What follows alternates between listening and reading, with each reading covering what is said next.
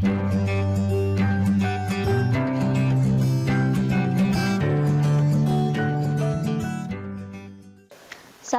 warahmatullahi wabarakatuh. Oke, kembali lagi bersama saya Rofiatul Huda. Selanjutnya kita akan membahas bab 5, yakni iman kepada hari akhir. Apa sih hari akhir itu? Pastinya tidak akan aneh lagi ya buat telinga kita, sudah mendengar beberapa kali tentang hari akhir. Namun tidak ada salahnya kita mengingatkan kembali apa sih hari akhir itu. Iman kepada hari akhir itu ialah rukun iman yang kelima. Nah, sebelumnya kita harus tahu dulu apa sih iman itu. Iman secara bahasa berarti percaya, sedangkan menurut istilah ialah meyakini dengan sepenuh hati yang diucapkan secara lisan dan diwujudkan dalam perbuatan. Berarti iman kepada hari akhir ialah mempercayai dengan sepenuh hati bahwa suatu saat dunia beserta isinya akan hancur, serta manusia akan dibangkitkan dari kubur menuju akhirat dan akan mempertanggungjawabkan segala perbuatan yang telah ia perbuat selama di alam semesta ini. Lalu selanjutnya, apa sih macam-macam hari akhir itu? Atau yang sering kita dengar itu hari kiamat ya, bukan hari akhir. Perlu kita ketahui bahwasanya hari kiamat itu atau hari akhir itu ada dua bagian. Yang pertama ada kiamat sugro, yakni kiamat kecil, yaitu berakhirnya setiap kehidupan atau kematian bagi diri pribadi yang bernyawa. Bisa kejadian sebuah meninggalnya seseorang, atau terjadinya letusan gunung api seperti yang ada pada gambar, atau terjadinya gempa bumi atau longsor, dan masih banyak sekali bencana-bencana yang telah kita ketahui atau yang telah kita rasakan saat ini. Nah, itulah kiamat sugro, seperti yang terdapat dalam surah Ar-Rahman ayat 26 sampai 27. Kullu man 'alaiha fani, yang artinya semua yang ada di bumi itu akan binasa, semuanya fana, semuanya akan hancur. Semua baik itu kita sebagai manusia, gunung, lautan, sawah dan sebagainya beserta isinya itu akan binasa. Lalu yang kedua ada yang dinamakan dengan kiamat kubro. Nah, yang dimaksud di sini, yang dimaksud dalam bab ini yakni ialah kiamat kubro, yakni peristiwa hancurnya seluruh alam semesta beserta isinya sebagai awal kehidupan baru, yakni kehidupan kekal di akhirat. Sebagaimana dalam surah Al-Mu'min ayat 17, yang artinya, dan diangkatlah bumi dan gunung-gunung, lalu dibenturkan keduanya sekali benturan, maka hari itu terjadilah hari kiamat. Nah, nanti ketika bumi beserta isinya, ketika gunung akan meletus, lautan terjadi tsunami, pokoknya segala bentuk kejadian bencana awal itu terjadi. Nah, disitulah akan terjadi kiamat kubro selanjutnya. Perlu kita ketahui apa saja sih tanda-tanda kiamat. Nah, yang pertama akan dijelaskan tanda-tanda kiamat sugro atau kiamat kecil ya. Yang pertama, ilmu agama sudah dianggap tidak penting lagi, seperti yang terjadi dalam sekarang ini ya. Banyak sekali yang menganggap agama Islam itu tidak penting lagi. Yang kedua, tersebarnya perzinahan. Sudah sering kali ya kita dengar juga perzinahan terjadi di mana-mana.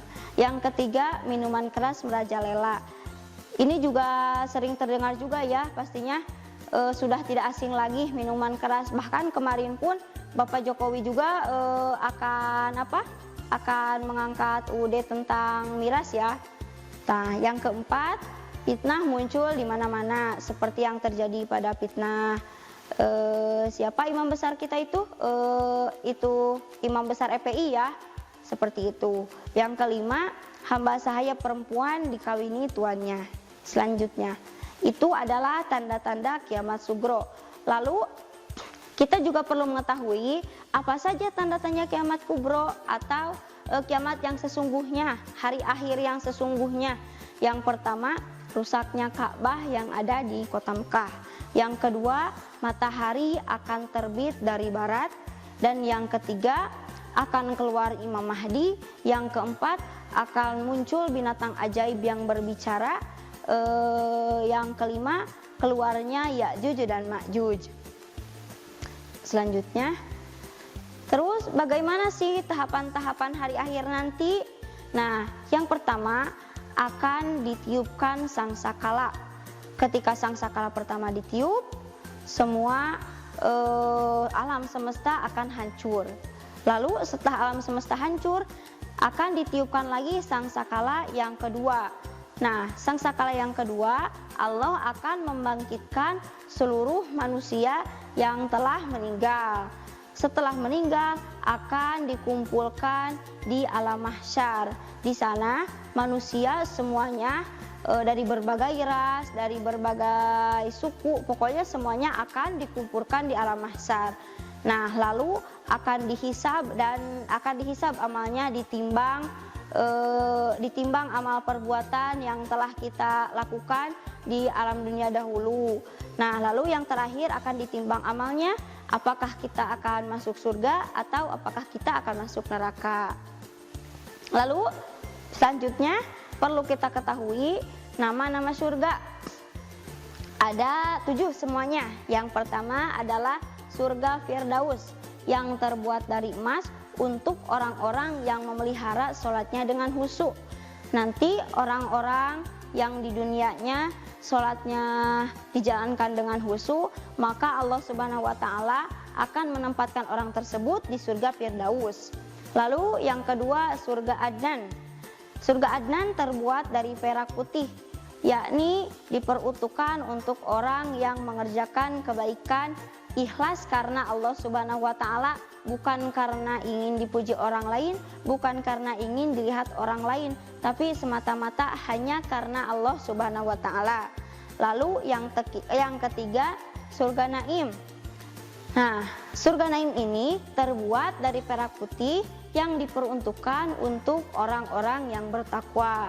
Yang keempat, surga Ma'wa terbuat dari zamrud hijau untuk orang yang bisa mengendalikan hawa nafsunya, tidak terbawa hawa nafsu. Yang kelima, ada surga Darussalam, yakni terbuat dari yakut merah untuk orang-orang yang kuat iman Islamnya. Yang keenam, ada surga Darul Muqamah, yakni terbuat dari permata untuk orang-orang yang banyak kebaikannya. Dan yang terakhir, ada surga Al-Muqamah yang terbuat dari emas yang diperuntukkan untuk orang-orang yang bertakwa. Nah, selanjutnya kita juga harus mengetahui nama-nama neraka. Sama juga ya, nama neraka juga ada 7. Yang pertama ada neraka jahanam, yakni untuk orang-orang kafir, munafik, untuk orang-orang durhaka, dan untuk orang-orang yang berdosa. Itu yang pertama. Dan yang kedua ada neraka wel, yakni untuk orang yang mengurangi timbangan untuk orang lain, sedangkan ketika menimbang untuk dirinya akan dilebihkan. Yang ketiga ada neraka hutomah, yakni untuk orang yang suka mengupat, suka membicarakan orang lain, suka mencela orang lain, dan orang yang suka suuzon kepada orang lain. Lalu ada neraka sa'ir, yakni diperuntukkan untuk orang-orang yang memakan harta anak yatim. Lalu selanjutnya ada neraka sakor, yakni untuk orang-orang yang tidak pernah menjalankan sholat. Selanjutnya ada neraka jahim, yakni untuk orang-orang yang mendustakan ayat-ayat Allah Subhanahu wa Ta'ala. Dan yang terakhir ada neraka hawiyah, yakni untuk orang-orang yang lebih banyak dosanya daripada kebaikannya. Selanjutnya kita juga harus tahu ya nama-nama atau bahasa Arabnya dari hari akhir. Yang pertama ada Yaumul Qiyamah, yaitu hari kiamat. Yang kedua ada Yaumul Zalzalah, yaitu hari kehancuran, hari di mana alam semesta ini hancur. Yang ketiga ada Yaumul Qari'ah, yakni hari keributan. Lalu ada Yaumul Akhir, yaitu hari akhir. Lalu ada Yaumul Ba'ats, hari kebangkitan, bangkitnya semua manusia dari alam kubur untuk mempersiapkan ke alam akhirat. Lalu ada Yaumut Tanad, hari panggilan. Jadi nanti di akhirat akan dipanggil satu-satu. Dan lalu ada Yaumul Waqiah, yakni hari kejatuhan. Lalu ada Yaumul Mahsyar, alam mahsyar, hari di mana semua manusia berkumpul di alam mahsyar. Lalu ada hari keputusan, Yaumuddin. Setelah dikumpulkan akan diberikan keputusan. Keputusan yang diberikan Allah Subhanahu wa taala atas perbuatannya di dunia. Lalu ada Yaumul Jaza, yakni hari pembalasan. Pembalasan perlakuan kita di dunia dulu. Lalu ada Yaumul Hisab, yakni hari perhitungan, semua kelakuan, semua tindakan akan diperhitungkan. Lalu yang terakhir ada Yaumul Mizan, yakni hari pertimbangan. Selanjutnya, lalu perilaku apa sih yang mencerminkan iman kepada hari akhir?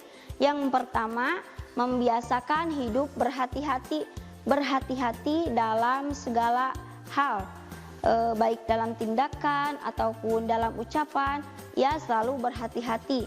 Yang kedua, tidak menunda-nunda dalam amal saleh. Sebaliknya dia selalu mempercepat menunaikan kebaikan. Yang ketiga, segera bertaubat apabila berbuat salah, tidak menunda-nunda bertaubat.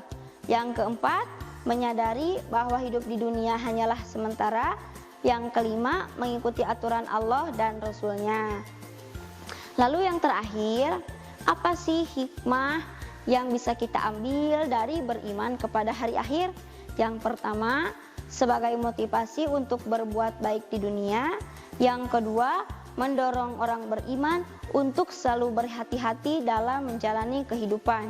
Yang ketiga, meningkatkan iman kepada Allah Subhanahu wa taala. Sekian materi kali ini, semoga ada manfaatnya.